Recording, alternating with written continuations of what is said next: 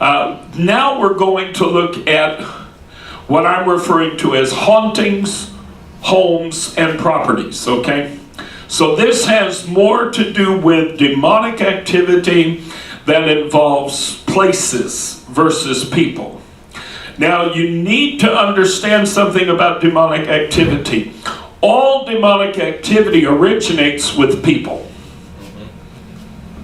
This notion that, oh, somebody opened up a portal and now this portal exists at this location. That's a crock of mayonnaise, okay? That is foolishness. There is no such thing as opening a door between the spirit world and the human world, you know, the flesh world, at a particular location. And that is, you know, now this portal exists, this doorway exists there.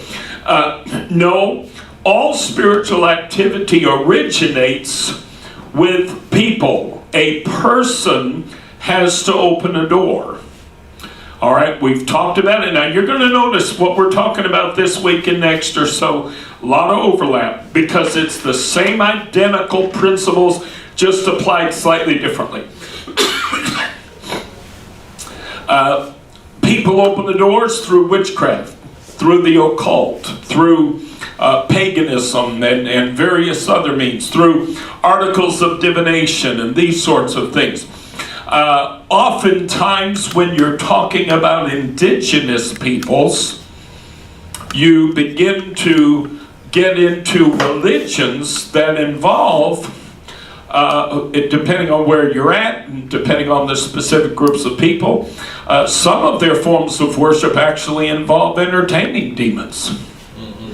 And so, you know, a lot of your African religions, for instance, if you notice, a lot of times there's often hauntings, as it were, relative to places associated with slavery.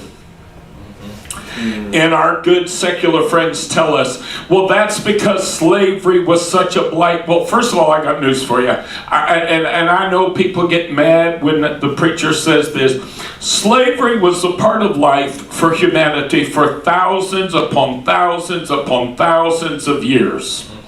While it was going on, nobody thought anything of it. It was not generally viewed as this hideous, terrible, horrible thing, even though looking back, we see it as such. But at the time, it was just viewed as a way of life. It was what it was, if you follow what I'm saying. All right? And so this notion, oh, slavery was so wicked and horrible and terrible, and that's why these ghosts are still around. Well, that would almost make sense if at the time it were viewed that way and it were seen that way and it were perceived that way, but it wasn't. But in reality, what oftentimes happens is many of these slaves came to the United States from African countries and they brought their religious practice with them. I know a man in New York City, he used to be a friend of mine. I can't say we were very close friends, we weren't, but we were pretty knowledgeable of one another. And he was involved in a African religion. And one of their practices was they used to have to go out in the woods and they would have like a big circle drawn out in the woods, and they had to sit in that circle, didn't have a tent, didn't have nothing, just had to sit in that circle for so many days until they received their spirit guide. Now, these people believe that they believe in, quote, good demons, bad demons. Okay? That notion, of course, we understand as God's people from a biblical perspective. There is no such thing as good demons, bad demons. Right. However, they believe that way, which is how the enemy takes advantage, because he can make you think some of his guys aren't so bad and some of them are bad, but that's how they believe. Well, they would go out in that circle and they believed they were receiving a good demon. but they still understood it to be a demon. Okay? So, that's an African religion. Imagine what many of these people were coming to the United States with. Imagine the religious practices and the beliefs they were coming to the United States with. Now you can understand perhaps how come there is so much demonic activity related to locations where slavery was prevalent. Do you follow what I'm saying? Sure. Okay, so it doesn't have anything to do with how horrific slavery was. No, it has to do with the fact that oftentimes the slaves were bringing in their African-y religions, which in many instances involved literal demon worship, literal. And so anyhow, so all demonic activity originates with people. You'll notice that the television experts, as they like to bill themselves, will often try to go back in the history of the property. And they look at situations and circumstances to try to justify the spiritual presence. Okay, when you understand that spiritual activity originates with people, not with places, then you understand that what you really need to be looking at if you want to understand the origins is the people. And how those people may have opened doors. I watch these shows all the time, and over and over and over again, I see a clear explanation to me as to the origin of the demonic activity. Sometimes, they say, well, there was this religious leader and he ran this crazy, basically what amounted to a little cult. Okay? And they had all kinds of abuses going on, and they had all kinds of things going on. Well, there again, you've got a spirit, because you've got a man who may have sold himself out to demonic activity as a so-called spiritual leader, and he didn't want to be a leader, he wanted to be a god to these people. And the minute you start getting that kind of foolishness going in your spirit, you open the door to all kinds of spirits. And then you notice how, just like with Jim Jones and many of these others, how they become excessively authoritarian, and they beat people and they abuse people and these sorts of things, okay? Because they don't want their authority questioned, and they want what they say to be like God speaking. It's absolute. What I say goes, and bless God, you're not going to question it. So, I see oftentimes, I'm seeing the people, and I'm seeing where the probable door was open to the demonic activity. Doesn't have anything to do with the activity that you see in the flesh follows the demonic entry, not vice versa. So this religious leader, it's not an issue of he was mean and rotten and blah, blah, and he died, and then all of a sudden, he came back and all this stuff is going, no. That religious leader was doing all this thing by reason of his actions and his beliefs and his conducts. He opened doors to spirits. When he died, the spirits that he once hosted, the spirits that were once part of his life, what does the Bible say? When an unclean spirit has gone out of a man, he roameth through the dry places. Okay, now it's in effect disembodied. Okay? But the spirits started with this man. He is the portal. People are the portal. People are the way the spirits come in to a given situation or circumstance, okay? So when these people die, now you've got spirits that occupied this individual, but that individual's no longer living. I love my grandfather, my mother's dad. I loved him dearly.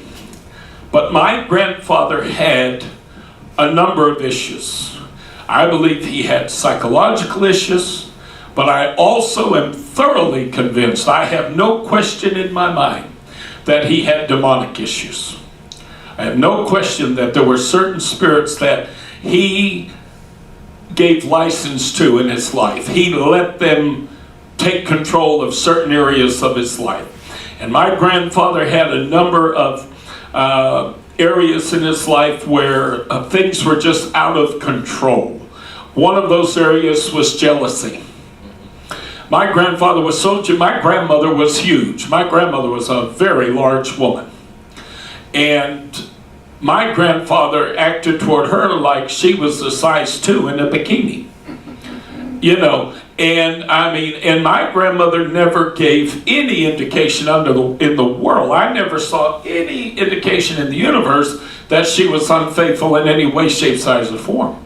But my grandfather had a spirit of jealousy. And that thing literally had him tormenting her to death just about every day of her life. Okay? He also had a spirit of anger. He did not respond biblically, Christianly, to some incidents and circumstances in his life that caused him to become very angry. He wound up opening the door. He coddled that anger. He allowed that anger to fester. And my grandfather, I mean, he could barely sneeze without being so angry that, you know, I mean, constantly. He was constantly running around, cussing like a lunatic. And I mean, you wouldn't believe the little things that would set him off. He had a terrible, horrible temper. Well, when my grandfather died, I said to my grandmother on the day of his funeral, I said, I'm going to go through this house and I'm going to do an expulsion. And my grandmother looked at me, and my grandmother loved to second guess me on things like this. Oh, CJ, why would you do that? I said, Grandma, trust me, you'll be thankful I did. I said, Grandpa had demons. That man had some spirits. Those spirits no longer have Grandpa.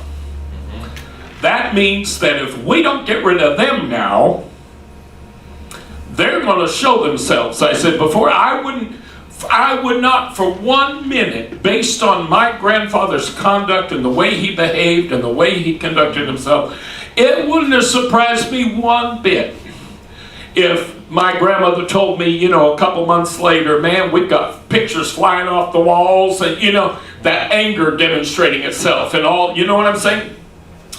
And so I said, no, we need to get rid of those spirits. We couldn't get rid of them out of him, but now they're not in him any longer. And that means that there's a good possibility they'll linger around here. So we need to get rid of them. And I went through the house, and my Aunt Leslie, my mother, one of my mother's sisters, she said, amen, CJ, I'm with you. She knew I was right. She said, I'm with you. She said, I think you're 100% right. She said, if we don't do that, you watch and see if stuff don't start. She said, the way my father acted, the way he conducted himself, said I wouldn't be at all surprised if demons didn't start manifesting themselves now that he's gone. So my Aunt Leslie and I went through the entire house and we did an expulsion. Not one day's trouble. See, if you know how these things work in the spirit realm, you can approach them proactively, okay? And you can prevent trouble. This is one reason why I strongly recommend to people, if you buy a new home or you're going to move into a new property, you don't know what the people who lived there before you were involved with. Mm-hmm. You don't know what kind of spiritual activity they were engaged in. You don't know what kind of spirits they may have entertained or what kind of spirits they may have invited into their lives. And you don't want to deal with that residual spiritual presence. Okay? So, the first thing you need to do when you buy a home or you buy or rent a property, go through that property, anoint the walls with oil, and invite the presence of the Lord into your home. And tell anything that is there that doesn't belong there that it is not welcome and it will not be tolerated. You take authority over it in the name of Jesus Christ, and it must go. And I've told you before, one of the acts that you do as you perform an expulsion, these things are symbolic. But in the symbolism, there is connection. Yeah, it really speaks for you to do these symbolic things, okay? You know, communion is symbolic. Baptism is symbolic. These are symbols, okay? But it helps to convey and impart important spiritual truths. Well, the same thing is true when you're dealing with demons, especially when you're trying to cleanse a property or a home or something that's supposed to be haunted. Open a door or open a window and command those spirits to leave in the name of Jesus Christ. By opening the door or opening the window, all you're doing is symbolically you're saying, I want you out. Okay? It's just a symbolic act, but it's an important act. Right. Do that. Do that. Don't fail to do that, you know? And so when I do a property, that's one of the things that I do. I always open a door, open a window, and I command the spirits to leave. Well, anyway, so I did that at my grandparents' house, you know. And they never had a moment's trouble, but I guarantee you there would have been. I know as sure as I'm alive, I know there would have been. My aunt, one of my aunts, who I believe also has demonic issues, and if you knew her, you'd understand why. For one thing, she's got a religious spirit like you wouldn't believe. And she had a number of dreams involving my grandfather after he died. And in these dreams, my grandfather said things to her that do not mesh with Christian teaching. Okay? So, you know that didn't originate with God. So, you know, I understand sometimes the Lord allows us to have dreams. He's allowed me to have dreams that caused me comfort, you know, and caused me to be comforted and all that sort of thing. But when something is said or something is conveyed that is contrary to biblical, sound Christian teaching, then you know it does not originate with the Lord. And my aunt had some dreams. She and her husband came along and they bought the house from my grandmother. And that way, you know, she wouldn't have the house any longer to have to pay taxes and care for. You know, she lived out the remainder of her life there for the next 10 years. But Grandma didn't have all the care, you know, of the property. And then my aunt and her husband fixed it up and did all kinds of work on it and that sort of thing. All right, so anyway, when you're dealing with properties, you have to understand somebody somewhere along the line had to open the door. Excuse me. When you see, and my allergies, I'm getting a lot of drainage here.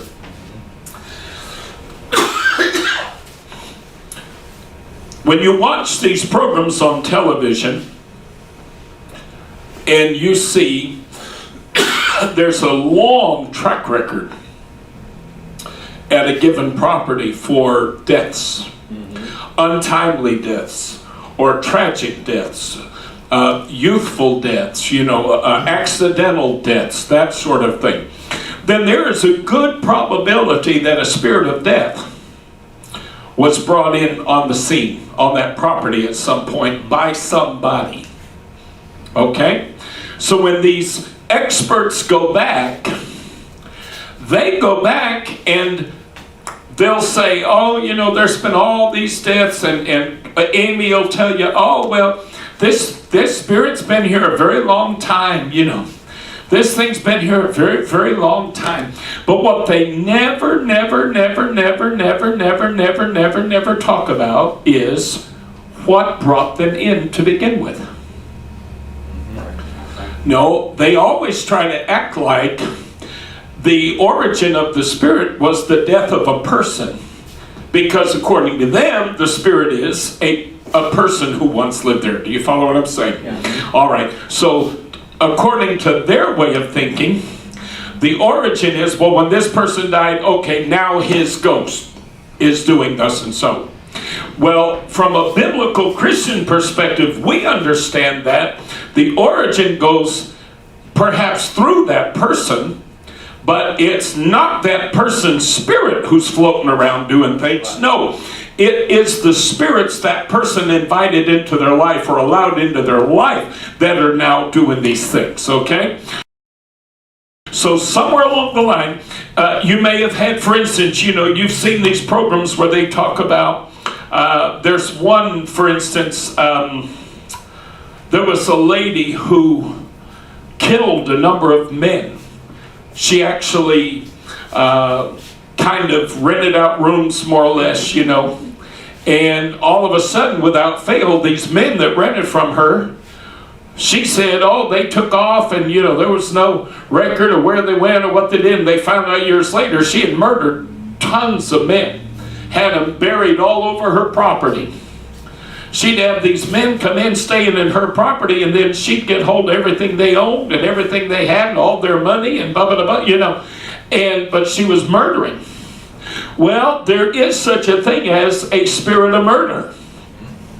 A lot of times people who are what we would call in our world today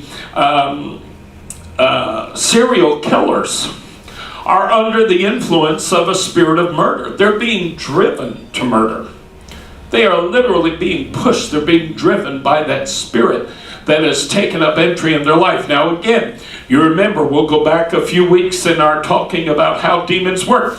All it takes is not responding and dealing with things at a Christian biblical level to begin with. Might have started out with they experienced something growing up, they became very angry, and they allowed their anger to fester. They allowed their anger to boil over, and ultimately they wound up opening the door to a spirit of anger.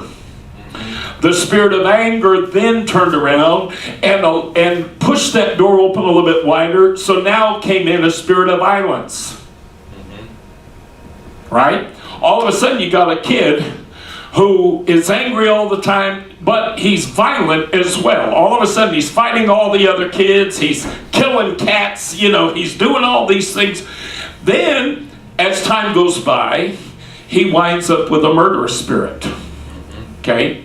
And that spirit comes in and says, you're angry, take your anger out. Go ahead, take your anger out, do that. And, you can get relief. You can feel a temporary sense of relief every time you kill somebody, and then they're just going down the chain, killing person after person after person, and it becomes sport to them. And they kind of get a temporary high off of it, and now again, you've got people in the psychology world who are going to tell you, oh, well, that's just, because of what they grew up with, and that's just, well, there are a lot of people that grew up with stuff like that don't become serial killers. That's right. That's right. There's a lot of people who grew up in the same exact circumstance. Honey, I got news for you. I know, based on what a psychologist told me, a lot of people grew up in my circumstances would have become a serial killer, or would have become a rapist, or would have become something awful, So that's why responding to life circumstances from a biblical Christian perspective is essential. By doing that, you cut the enemy off at the pass. The door is never opened. That's why when we're troubled in spirit, we ask God for peace. See? Because He'll give it to you. God will give you peace when you have no reason in the world to have peace. That's right. When you should still be troubled, when you should still be flustered and upset, God will allow His Spirit to come over you and impart a peace to you that is just supernatural, just, absolutely miraculous. I remember some years ago, my nephew was going through some stuff, and he went and tried to kill himself.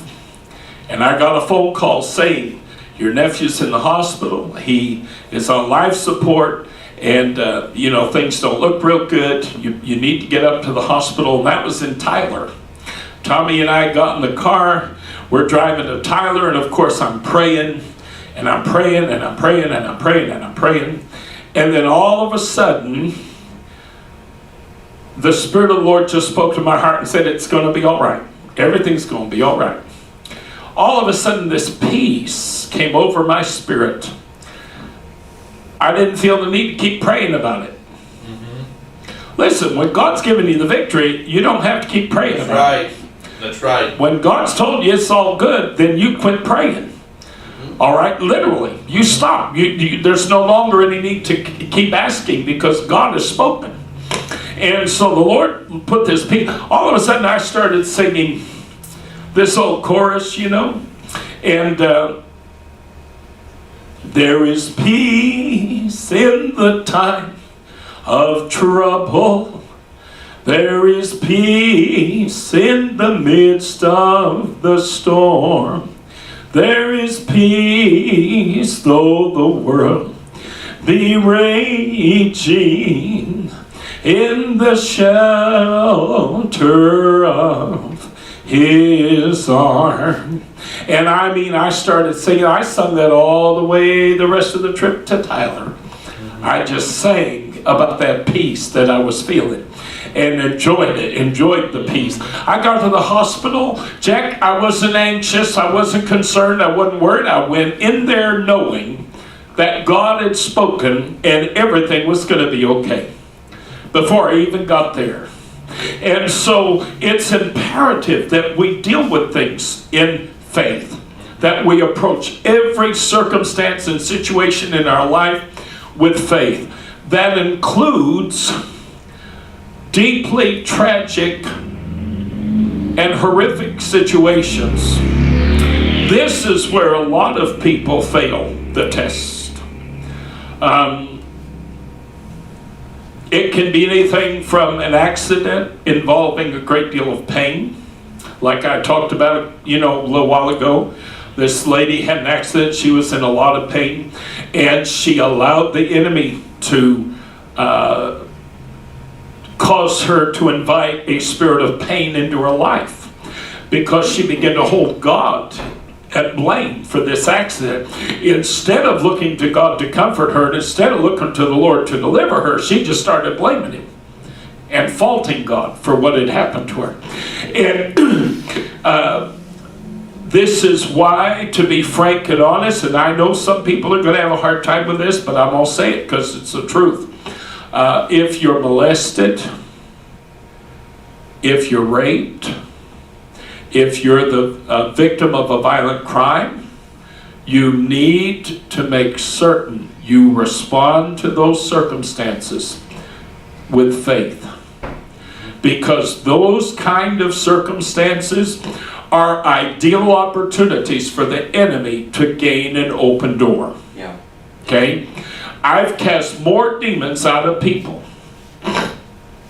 and had the Lord show me that they entered through childhood abuse. Literally, while I'm casting the demons out, the Lord has shown me. I had an uncle. As a matter of fact, this anecdote might actually help you, because it kind of borders on what we're talking about even now. I had an uncle in Pennsylvania who was living in Pennsylvania. He had remarried. It was his second wife, and she had a couple of girls from her first marriage. And my uncle's girls lived with their mother, so his kids didn't live with him. And my uncle was a truck driver, so he wasn't home a lot. Well, I and my former partner had moved into the same town as my uncle was living. And I didn't have any other family in that town. I didn't have anybody else there. So obviously, if I noticed my uncle was home, I would like to stop and visit with him and spend some time with him. So I used to try to do that. Well, about a year or so earlier, my grandmother and my grandfather and my uncle's two daughters, who lived with their mother, and my partner and I, we had all gone down to Pennsylvania. We spent Thanksgiving with my uncle and his wife, and during that visit, I discerned that this lady my uncle married had spirits. She had demonic issues. Well, on the way home back to Connecticut, Jason and I lived in New York City, but we had gone to Connecticut and rode with my grandparents down. On the way back to Connecticut, my grandmother said, "So, what do you think of your uncle's wife?" And I said, "Well, she's very nice." I said, "But she's got spirits, she's got demons." And my grandmother, "Oh, for crying out loud, oh, good grief, I want to tell you, it annoys me, but people who have no discernment, if you don't have discernment, you're not going to have a clue whether what I'm saying is right or wrong. Exactly. Because you don't have discernment. If you don't have discernment, I might as well be going because you don't know what I'm saying, okay? And I've had that happen. It happens all the time, and it's very frustrating because I can see these things just as plain as day. And yet everybody around me just blind as a bat. They don't see anything unless they see that woman going, you know, they don't see the demons. Well, I did. I saw them. And so about a year or so later, Jason and I moved down there. Part of it was she practically begged us to come down, told us she'd help us get a church off the ground if we'd come down to their community. And we were looking to get out of New York City. We didn't want to stay in New York City. And so, you know, we kind of jumped on the opportunity to get out of New York, went to Western Pennsylvania. Every time my uncle's car would be in the driveway, and he lived on a main drag. So if I went to the grocery store or the bank or almost anywhere, on my way back home, I'd go right past his house. Well, next to his house was a little parking lot, and that's where he parked his car. So if I saw his car there, that meant he was home. And he had a garage that faced the road, and a lot of times the garage would be open. He'd be in there working on his car or something. You know, he worked on cars as well. And so on at least probably 5 different occasions, Jack, I stopped there when my uncle was home. And I'd either knock on the door and, you know, hey, Phil, how you doing? And we'd start talking. And I mean, we'd no sooner start talking than here'd come his wife. Oh, Philip, we need to go. We've got somewhere to go. Remember, I promised so-and-so we'd do thus and such. And, or I told so-and-so we would do this. Or I said that, you know. Literally every single time. We'd barely be talking. Honestly, I don't think we'd get through 5 minutes. And this woman, without fail, came along and was kiboshing everything. And then folks say, I'm sorry, Chuck, but I guess we're supposed, you know, I guess this, you know. And so finally one day, I went by and he happened to be in the garage working on his minivan. And I stopped and I went in the garage and I'm talking to him, you know, and we're talking. And all of a sudden, here comes his wife, just like clockwork. Phil, I told so-and-so we do that. And he said, okay. And he said, you know, he said, every stinking time you come over, every single time this happens, you know. He said, well, I'll tell you what, that shouldn't take more than a little while. He said, if you come back by in a little while, he said, and I'm here, then come on in and we'll visit. So we did what we were doing, and we were coming back by the house, and lo and behold, Philip was right there in the garage. So I stopped, went in the garage, started talking to him. He said, we didn't go. He said, all of a sudden it wasn't so important that we needed to go. He said, so we didn't go anywhere. He said, I've been here the whole time. He said, we could have visited, you know, and he was kind of aggravated. He and I grew up very close. We were only about 1.5 years apart in age. My mother's the oldest of 10 children, and he was the youngest of 10 children. So, you know, we grew up practically like brothers, literally, Philip and I. So anyway, so we're talking again. All of a sudden, here comes the wife. Now, we've got to do what we were talking about doing earlier. Have to do it. Absolutely have to do it. Philip looked at her. He said, woman, every stinking time my nephew comes by, he said, you do this to us. He said, well, today it's over. I'm not doing it. He said, whatever you need to do, you go do it. He said, we're going to visit today. He said, now go make a pot of coffee and hush up. Well, I'm telling you, she was aggravated. It was very visibly clear she was aggravated. So after a while, he finishes working on his car. He said, come on in the house, let's have some coffee. You know, we go in the house, we're sitting in the living room visiting, you know, and she's coming in. Well, Philip, you know, we really need to. He said, I told you. He said, I told you. He said, I told you. I don't care what you want to do today. I don't care if you promised the president you were going to wash his undies. We're not doing it. He said, I'm gonna visit. He said, my nephew's been living in this town now for almost a year, and I hadn't even had a chance to sit and visit with him one time, because every single time you interrupt us and you've got us running out to do stuff. So, all right, she marches off.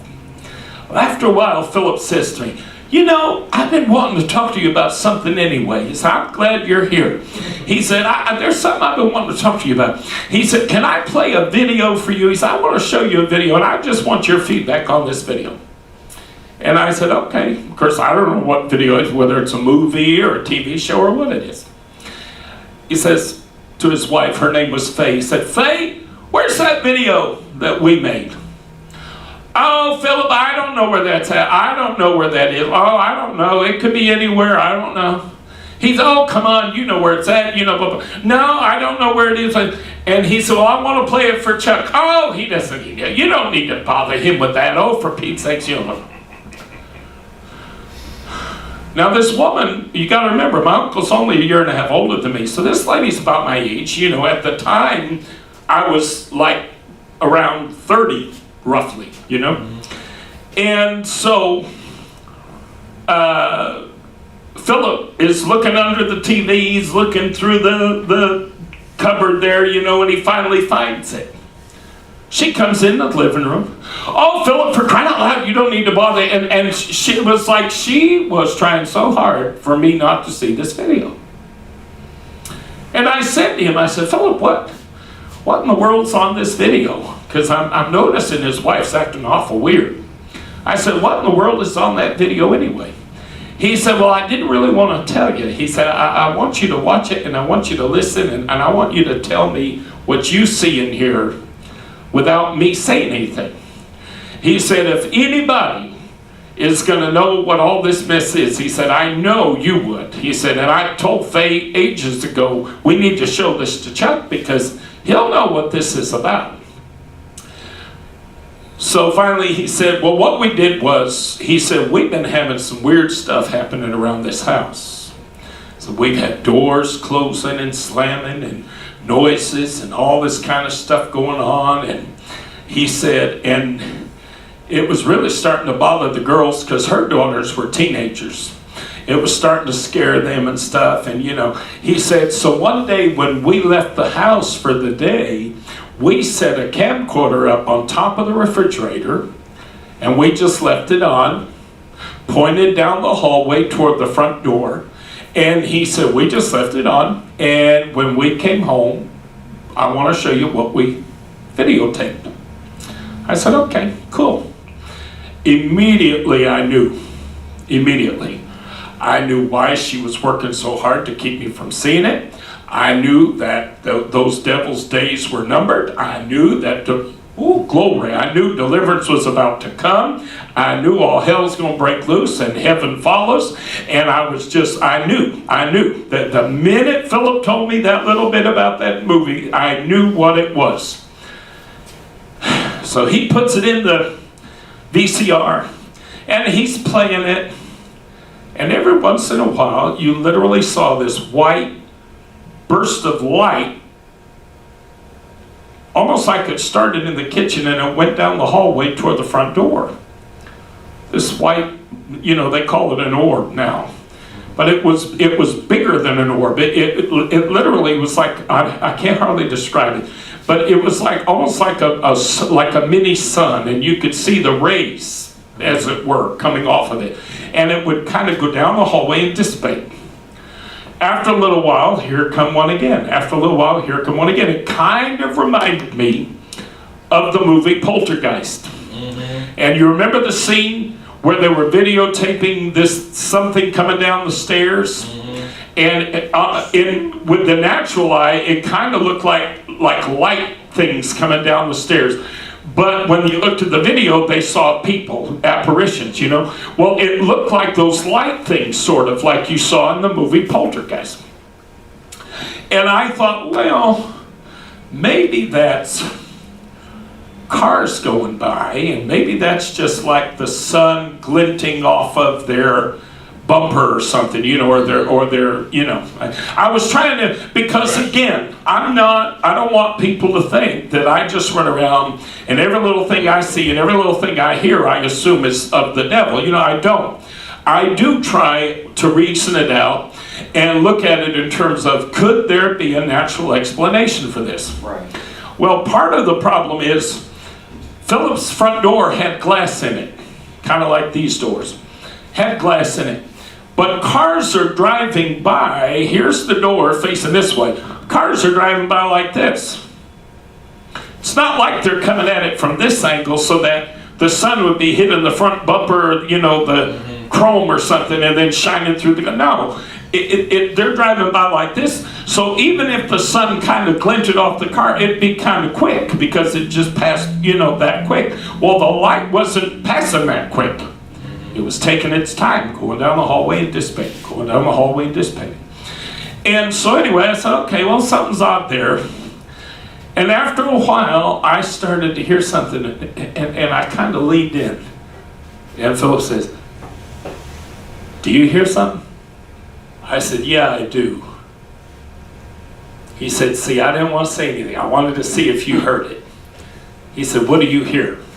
I said, well, turn it up a little bit. He turns it up. I said, my God, Philip, that sounds like you've got a congregation of people in your basement. It was faint. It was a little muttered like it was down in the basement. But it literally sounded like, I mean, hundreds of voices. You couldn't have fit that many people in their basement if you'd have wanted to. But I was hearing lots and lots and lots and lots of voices, and it sounded like they were conversing one with another, you know. But it was very low on the video. And when he turned it up, you know, you could hear a little bit better. Well, Philip finishes the film with me, and he said to me, he said, can you help us with this? He said, I know you can. He said, and literally, my uncle knows me. He said, if anybody can, I know you can. He said, what do you think we should do with this? I said, oh, I know what to do with it. I said, that's not a problem. I said, I've got my oil. I said, we need to do a purging. I said, I need to go through this house, and I need to eject these things. And what I call, what do I call it? An expulsion. Do you know, for some reason my brain couldn't think of that word, an expulsion. I said, we need to expel these things from this property. So I go upstairs. I start right away. Go upstairs to the bedrooms. There's 3 bedrooms and a bathroom upstairs. I go through the bedrooms, the girls' bedrooms, my uncle's bedroom. I go in the bathroom, I do the bathroom, I did the hallway, I do all the closets, I do all the front and back of every door. What you're doing is you're basically, figuratively, you're inviting the presence of God into every corner and every crevice of that house. And you anoint every wall with olive oil. Olive oil represents the presence of the Lord. That's all it represents. So you anoint every wall with olive oil in the room. All 4 walls. And as I'm doing this, I'm inviting the presence of the Lord into this home. Lord, fill this place with your spirit. Fill this place with your presence. Let your power be known. You know, blah, blah, blah, blah. Make yourself real to this family and to these people. I anoint the closets. I literally reach through the clothes and anoint the back of the closet.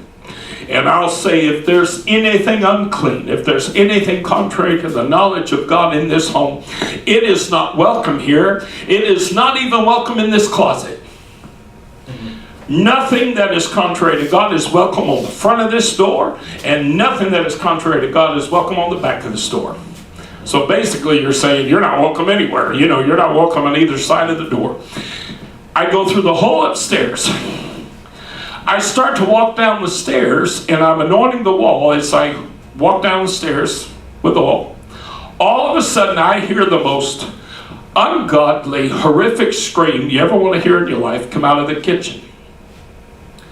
My aunt by marriage sounds like she's being driven through with a piece of jagged glass.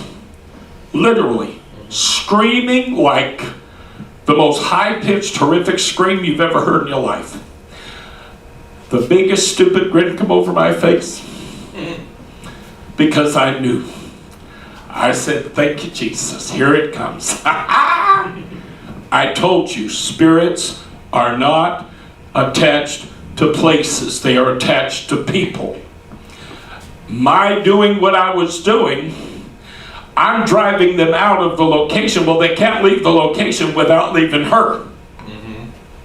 Okay? They've been welcome throughout this whole home. All of a sudden, I'm making this home no longer welcome to them. Do you follow what I'm saying?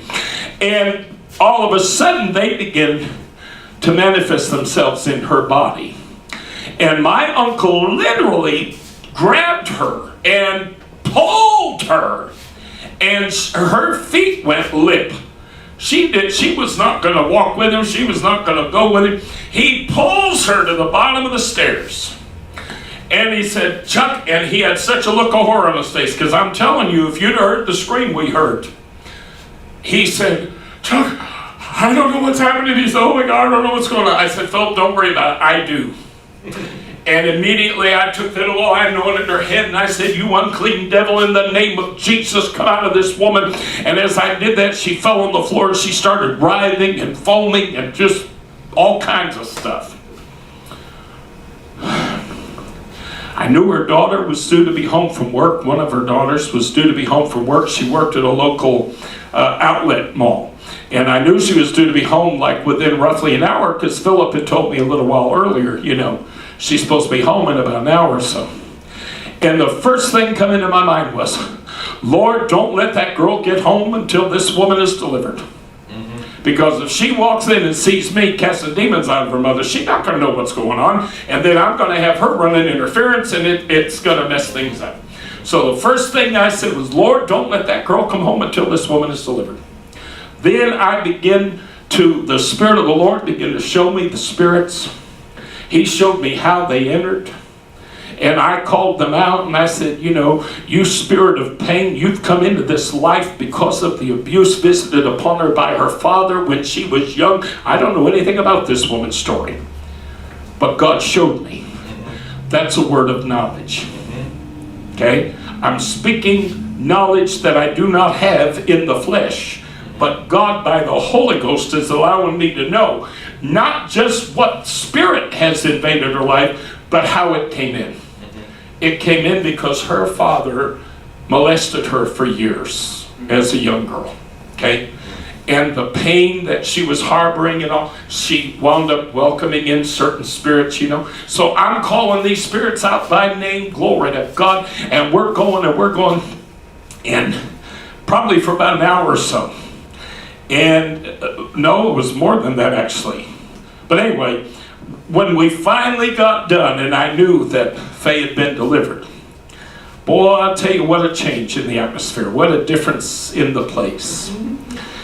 And Faye was saying, oh, CJ, oh my God, you don't know. She said, I feel like you saved my life. I feel like you rushed into a burning building to save my life. She said, I can't even explain how different I feel.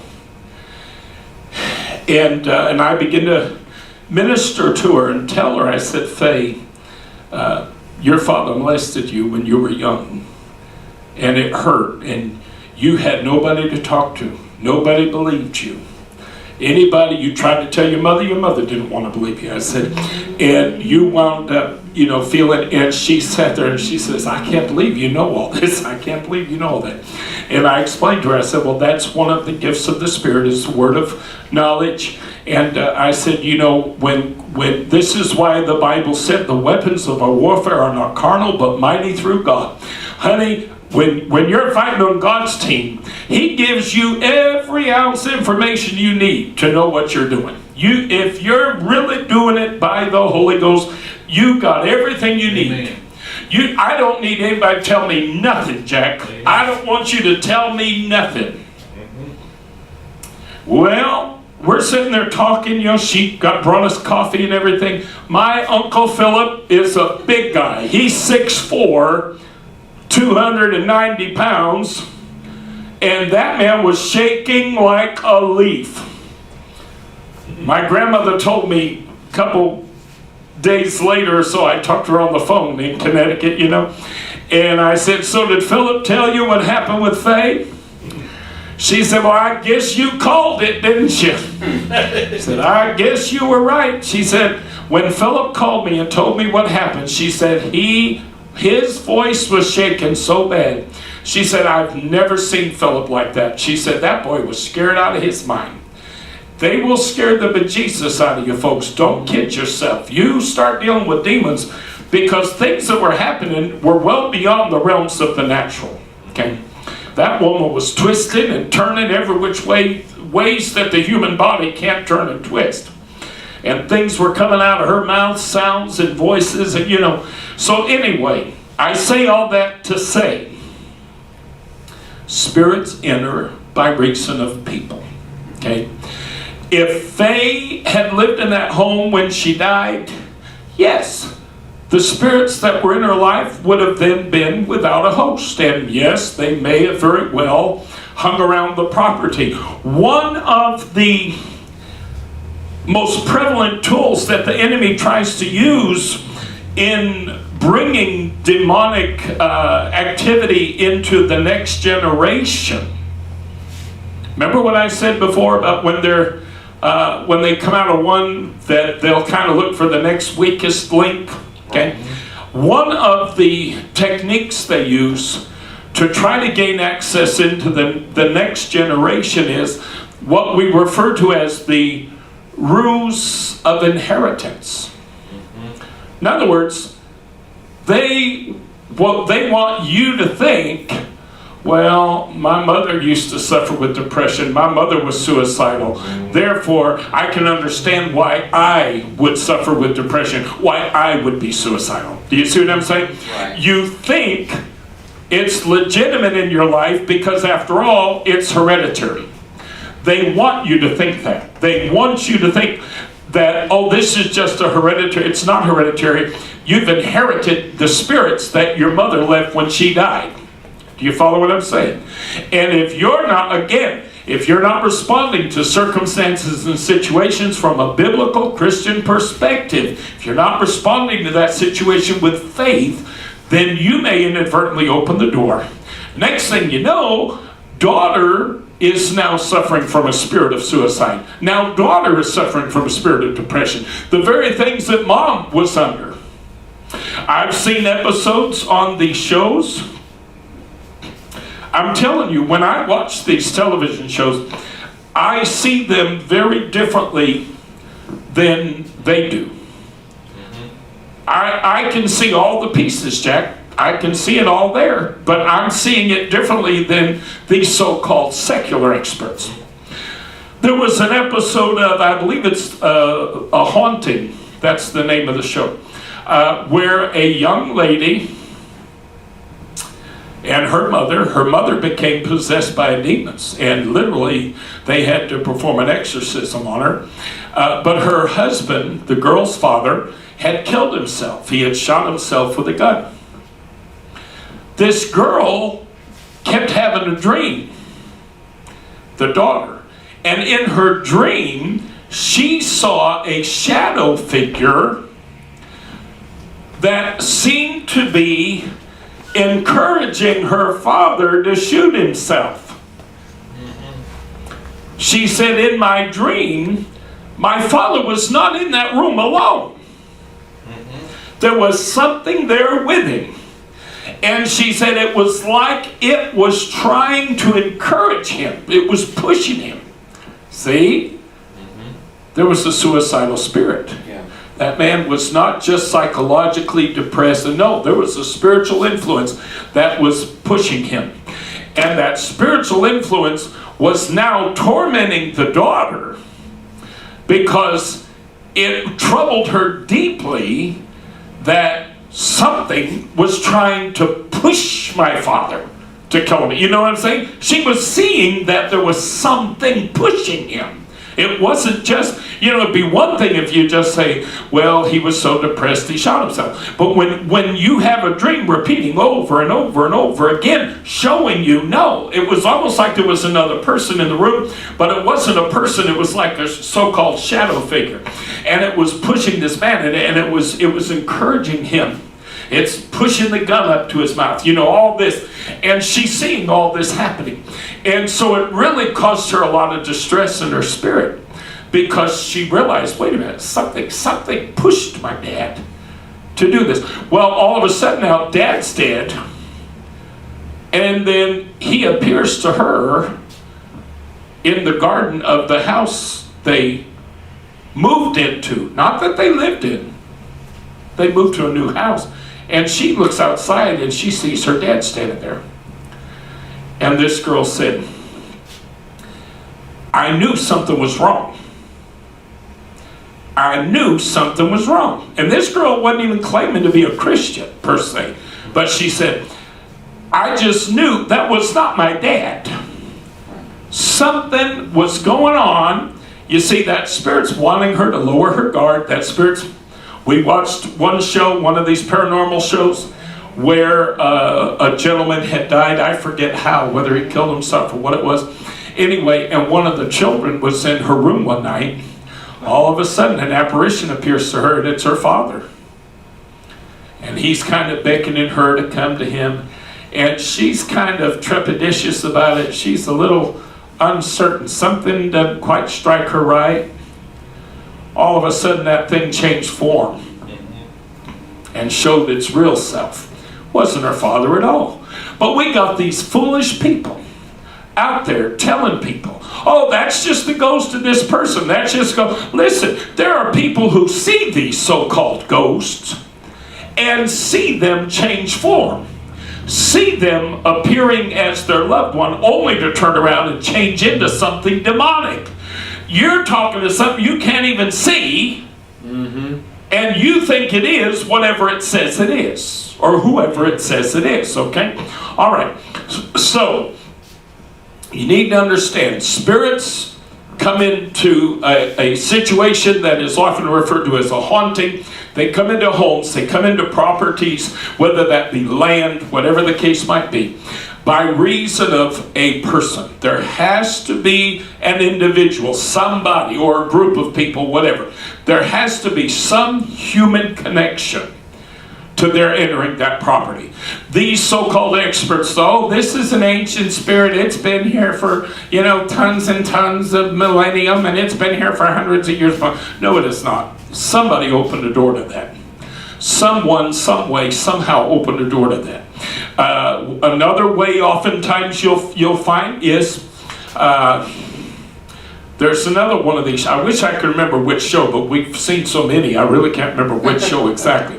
But one of these shows, I remember a lady kept having a dream. She had a dream, and she told her pastor, priest, whatever it was, how that she had had a dream. And she said, I saw these people performing a ritual, and they were in black robes and all this sort of thing, And again, that's how you invite spirits in. That's how the spirit got invited. But it came via people.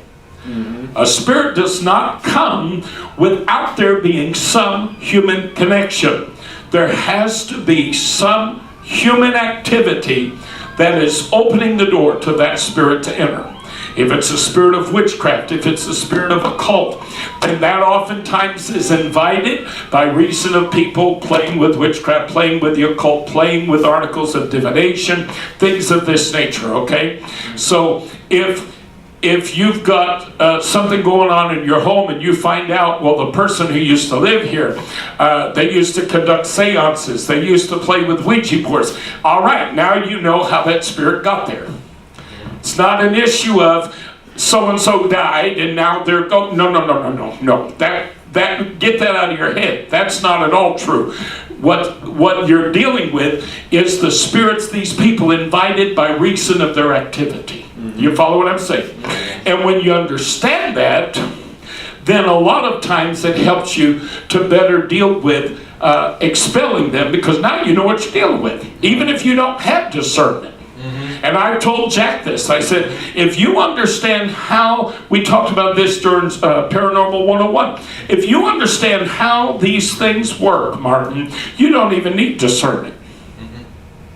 You literally can interview an individual, and if you know how spiritual warfare works, then you can put two and two together and say, aha, okay, I see the connection, connect the dots.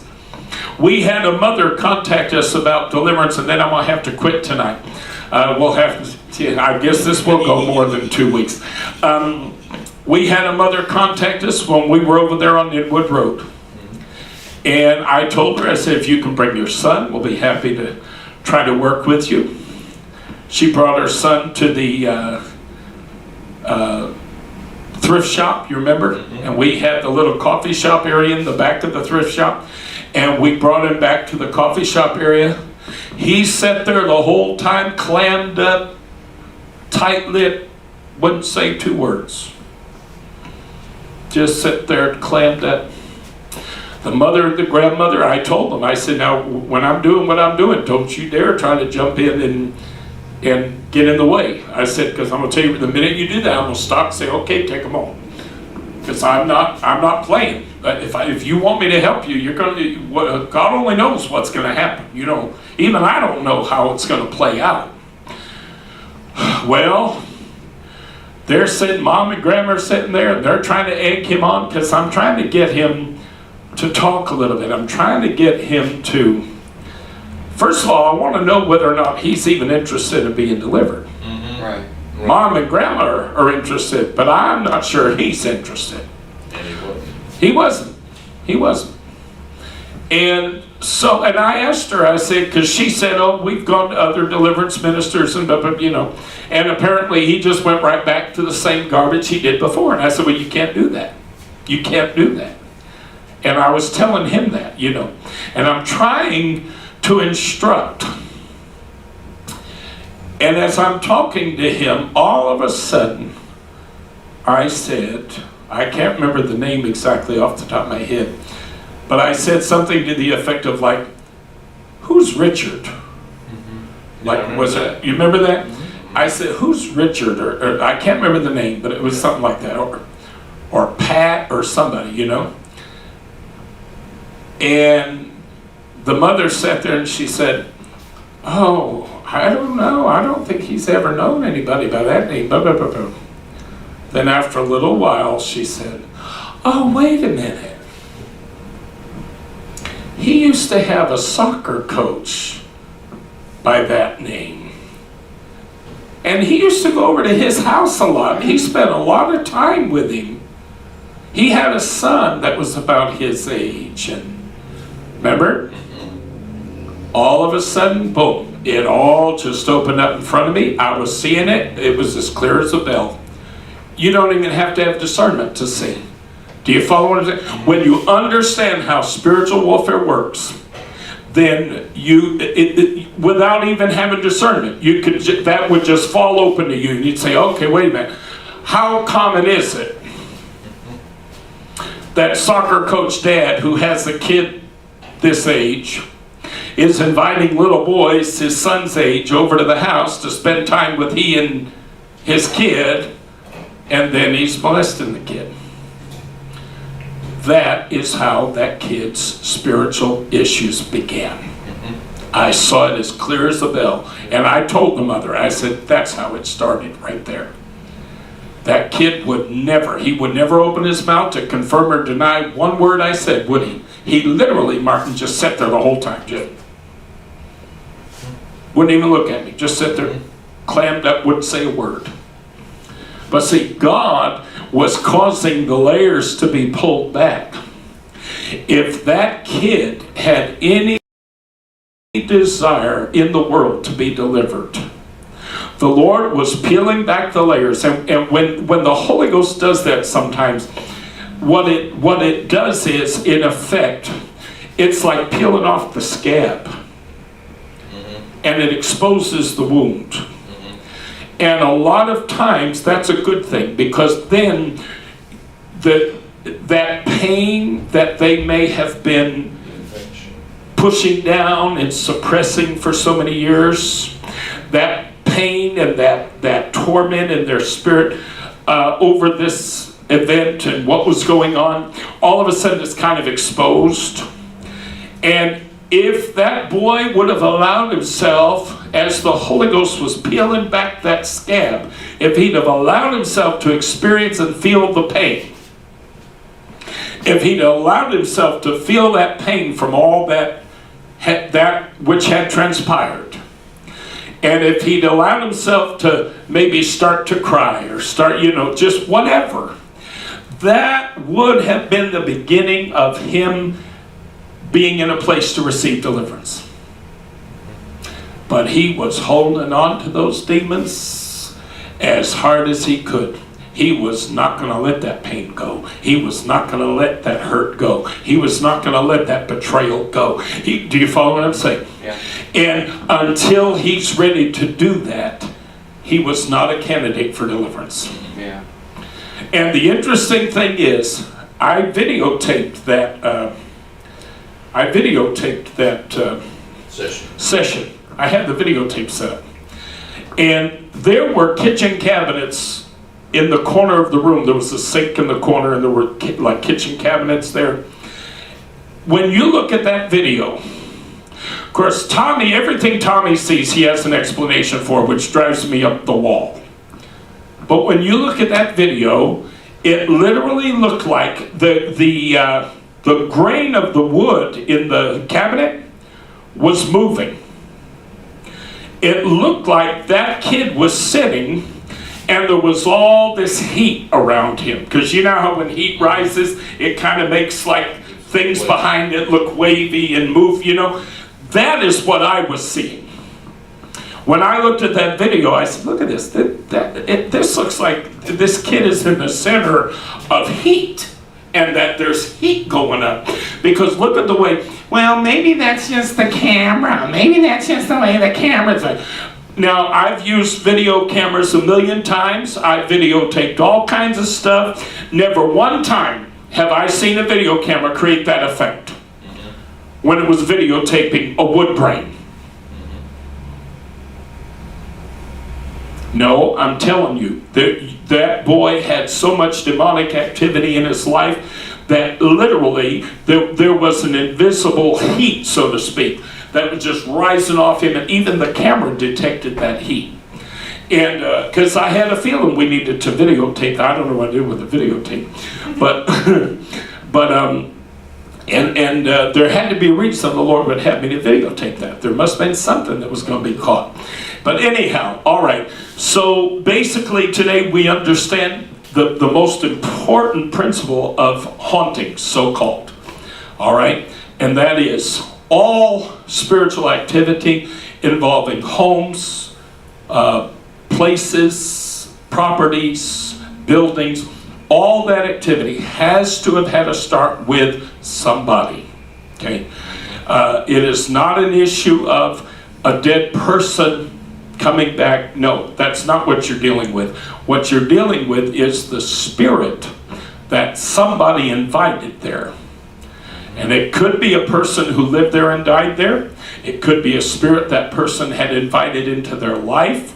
And when they died, yes, that spirit now is without a home. And according to the Word of God, it is in effect roaming through the dry places, okay? But that means it's looking for its next host.